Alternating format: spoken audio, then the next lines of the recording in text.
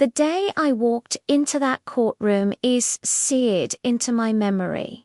The air was thick with tension, heavy and still. On one side, my mother sat, a smug smile playing on her lips. Next to her, my brother Daniel looked utterly bored, scrolling through his phone as if this were just another inconvenient Tuesday. They were so sure, so confident they thought they had me cornered, that I was about to lose everything my father had worked so hard to build. They saw me as the soft-hearted daughter, the easy target. Little did they know, the woman who walked into that courtroom wasn't the same one who had cried herself to sleep for weeks. It all started a year ago, right after my father passed away. His death was sudden, a heart attack that shook our family to its core. Dad was my hero, the anchor of my life. He owned a successful chain of artisanal bakeries, Poppy's Pastries, named after me. I had worked alongside him since I was a teenager, learning every recipe, every secret, every nuance of the business. It was our shared dream. He always said, "One day, Poppy, this will all be yours. You have the heart for it." But my mother and brother saw things differently. To them, the bakeries weren't a legacy, they were a goldmine. The will reading was a nightmare. My father's lawyer, Mr. Henderson, looked grim as he read the document. My father had left the entire business to me. A gasp echoed through the room from my mother. Daniel just scoffed. The will was clear.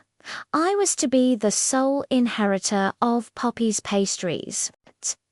My mother was left the family home and a generous trust fund, and Daniel, who had shown zero interest in the business his entire life, received a significant sum of money, enough to fund any venture he wanted.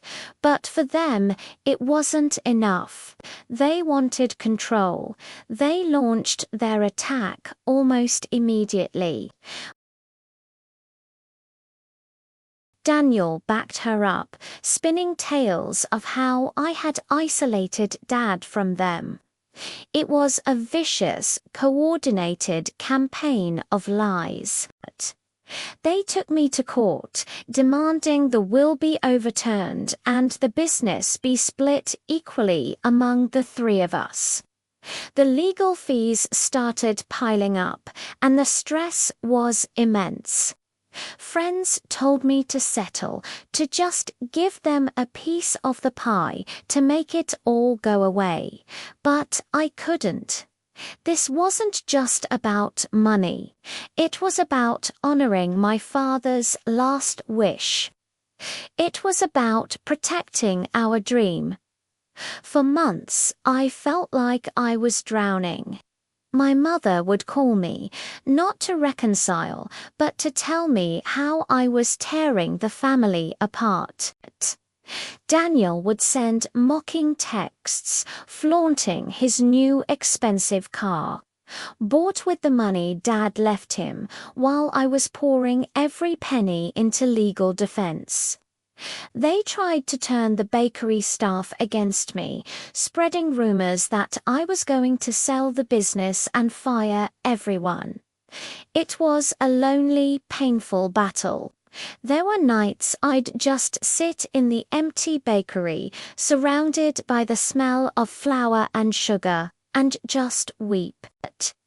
But then I'd look at a photo of my dad and me, covered in flour and grinning from ear to ear, and I'd find my strength again. I had to fight, so I dug in. I spent countless nights with my lawyer, going through old emails, financial records, and family correspondence. We were looking for a silver bullet, something to prove their claims were baseless. My lawyer was a good man, but even he seemed to be losing hope. The other side had a high-powered legal team, and their narrative, though false, was compelling. They painted me as a greedy daughter who took advantage of a grieving old man. It was sickening. The pressure was mounting, and the court date was looming. I knew they expected me to crumble. They expected me to walk in defeated. And that brings us back to that day in court. As I took my seat, I could feel their eyes on me. My mother's smile was triumphant. Daniel's boredom was a performance, a show of how little this all meant to him. Their lawyer presented their case first. He was slick, painting a heart-wrenching picture of a loving mother and son cast aside by a manipulative daughter. He presented doctored emails and twisted conversations out of context. With every lie, a piece of me wanted to scream. But I held my composure. I just watched them, my face unreadable. I had to trust my plan. I had to trust my dad. When it was our turn, my lawyer stood up. He calmly refuted their claims one by one, but I knew it wasn't enough. It was my word against theirs. Then my lawyer said, "Your Honor, we would like to present one final piece of evidence. It's a video message recorded by the deceased Mr. Alistair Finch 1 week before his passing." A screen was lowered in the courtroom. My mother's smile faltered. Daniel finally looked up from his phone, a flicker of confusion in his eyes. My lawyer pressed play, and there he was, my dad. He looked tired, but his eyes were clear and full of love. He was sitting in his favorite armchair at the bakery office. He began to speak. "If you're watching this," he started, his voice a little shaky, "it means I'm gone, and it probably means there's a fight over what I've left behind." He sighed deeply. "I love my whole family. I love my wife, and I love my son. But love doesn't blind me to the truth." He looked directly into the camera, as if he were looking right at me. Poppy's Pastries is more than a business. It's a legacy of passion. It's a part of our family's soul. And the only person who shares that passion, who has the heart to carry it forward, is my daughter, Poppy. He continued, his voice growing stronger.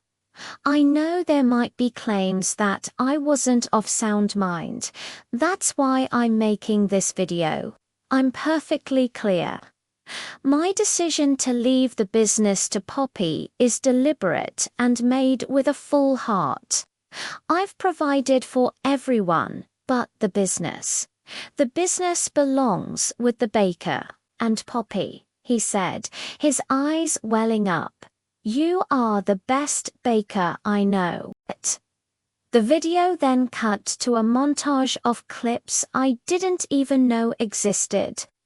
Him teaching me to knead my first loaf of bread, us laughing during a flour fight, me proudly showing him a new pastry creation. It was our life, our shared joy, right there for the whole court to see. The final clip was just my dad speaking again to my wife and my son. He said, his tone firm, "I love you. But your greed has been a disappointment to me for years. If you are fighting this will, you are proving my point. The business would not be safe in your hands. Please, for my sake, let it go. Let Poppy build on our dream. He took one last look at the camera and whispered, "I love you, my little Poppy. Make me proud."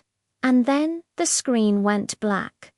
Silence, complete and utter silence, filled the courtroom. I looked over at my mother. Her face was ashen, the smug smile wiped clean away, replaced by a mask of pure shock and horror. Daniel was staring at the blank screen, his mouth slightly agape. They had been exposed, not by me, but by the very man they claimed to love and honor. His words from beyond the grave were more powerful than any legal argument. He had known, he had anticipated their greed, and had taken the steps to protect me, to protect his legacy. The judge cleared his throat, his expression unreadable, but his eyes soft. He looked at their lawyer and simply said, "Do you have anything to add?" The lawyer, for the first time, seemed at a loss for words. He mumbled something about needing to confer with his clients, and the case was swiftly dismissed. I had won as I walked out of the courtroom. I didn't look back at them. I didn't need to. I walked out into the sunshine, feeling lighter than I had in a year. The battle was over. That day, I didn't just win a business, I got my father back, his final act a testament to his love and wisdom. And now I get to honor him every single day in the heart of the bakeries he loved so much. Thank you so much for listening to my story. It was a tough journey, but it taught me so much about strength and family. If you enjoyed this video, please give it a thumbs up and don't forget to subscribe to the channel for more stories. See you next time.